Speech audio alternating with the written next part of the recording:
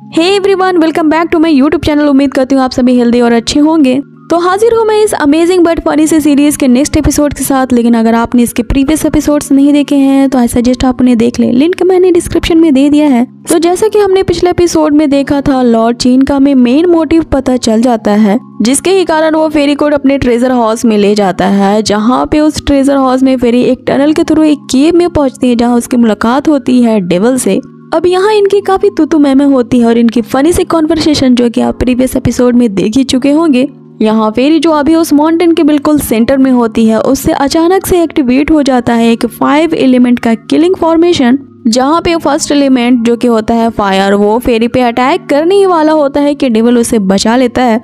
आगे डेविल उससे कहता है कि आगे और भी कई सारे एलिमेंट से हम पे अटैक होने वाले हैं, तो तैयार रहना क्योंकि इससे डील करना काफी डिफिकल्ट होगा। तभी हम देखते हैं कि अचानक उन पे अगले एलिमेंट वाटर से अटैक होता है और फेरी वाटर को देख के हक्की बक्की रह जाती है, क्योंकि अभी उसे वाटर से दूर रहना था, क्योंकि उसकी बॉडी क्ले से बनी हुई थी और वाटर के कांटेक्ट में आते ही उसकी बॉडी रेत की तरह पिघल जाएगी। लेकिन यहाँ डेविल उसे बचाते हुए ऊपर ले आता है। तभी फेरी वाटर में अपने मास्टर की आकृति को देखती है, जहाँ उसकी मास्टर हॉन्टेड वे में उसे कह रही होती है कि तुमने इस डेविल के साथ मिलके हेवनली रूल को तोड़ा है और इस ह्यूमन रिल्म में काफी इविल काम किए हैं, जिसके लिए तुम्हें मरना ही होगा। और जैसे ही वो उस पे अटैक करने वाली होती है कि डेविल उसे रोकता है और वो एक शाख में बदल जाती है।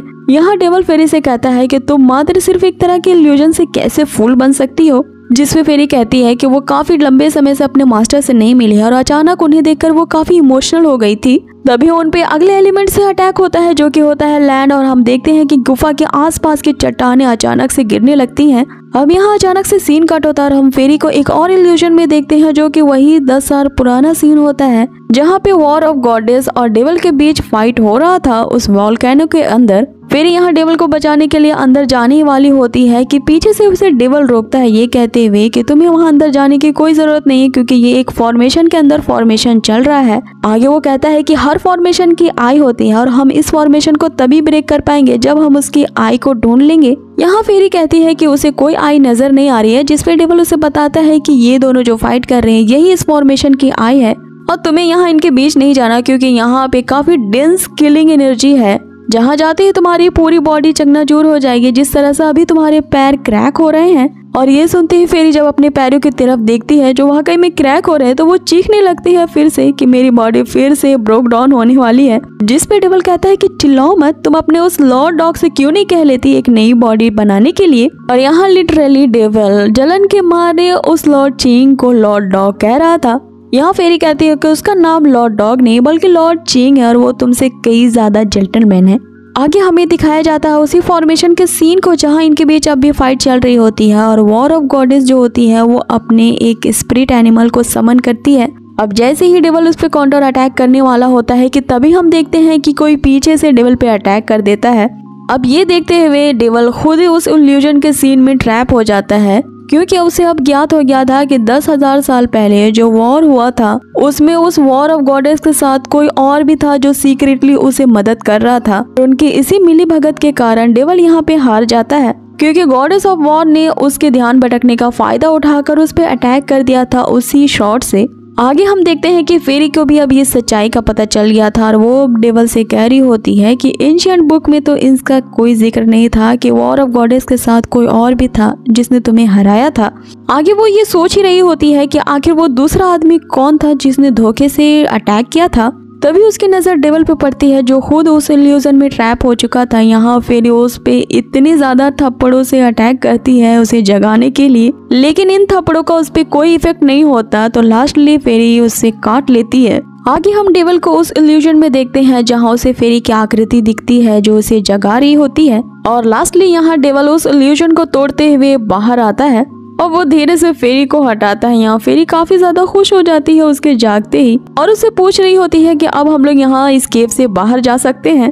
जिस पे डेविल कहता है कि अभी भी हम उस केव के अंदर ही हैं और हमने सिर्फ उस फॉर्मेशन को ब्रेक किया है, ना कि हम अभी उस गुफा से बाहर निकले हैं। आगे उसे डेविल बताता है कि हमें इस केव से बाहर निकलने के लिए इस फॉर्मेशन के डीमन को मारना होगा और याद रहे तुम अभी भी हवा में ही हो। और ये सुनते ही कि वो हवा में है, फेरी धड़ से नीचे गिरने ही वाली होती है कि तभी उसे डेविल थाम लेता है और ये सीन वाकई रोमांटिक होता है। यहाँ फेरी तो लाल पीली हो जाती है शर्म के मारे। अब यहाँ अचानक से एक ब्लैकआउट होता है और हम देखते हैं कि फेरी बेहोश हो चुकी है और उसे लॉर्ड चिंग उठा रहा होता है। यहाँ लॉर्ड चिंग उससे माफी मांग रहा होता है, ये कहते हुए कि उसने अकेले उसे ट्रेजर हाउस में छोड़ दिया। और यहाँ ये दोनों आपस में बात ही कर रहे होते हैं कि तभी डेविल की आवाज आती है जो कह रहा होता है कि पहले मेरे ऊपर से उठ तो जाओ। डेविल वहाँ उठते हुए कहता है कि तुम दोनों एक दूसरे को काफी अच्छे से जानते हो हैं। यहाँ लॉर्ड चिंग उसे देखते हुए फेरी से कहता है कि तुम इसी अनफेथफुल लवर के बारे में बात कर रही थी जिसे ढूंढने के लिए तुम इस चीन माउंटेन पे आई थी। जिस पे डेविल कहता है कि हाँ, मैं ही हूँ इसका अनफेथफुल लवर, लेकिन तुम क्या हो? लॉर्ड डॉग हो जो मिट्टी के क्ले से खेलना पसंद करता है। अब यहाँ इन दोनों के बीच काफी फनी कन्वर्सेशन होती है गाइस, जिसमें यहाँ लॉर्ड चिंग कह रहा होता है कि तुम्हारे टेम्परामेंट को देख के लगता है कि तुम डेमन रिल्म से हो, लेकिन तुम्हारे अंदर अभी मुझे तो सिर्फ गुस्सा ही नजर आ रहा है, बाकी कोई मैजिक पावर तो नजर ही नहीं आ रहा। बेसिकली अभी डेविल के पास कोई मैजिकल पावर तो होती नहीं उस इंसिडेंस के कारण जिसे हमने प्रीवियस एपिसोड में देखा था।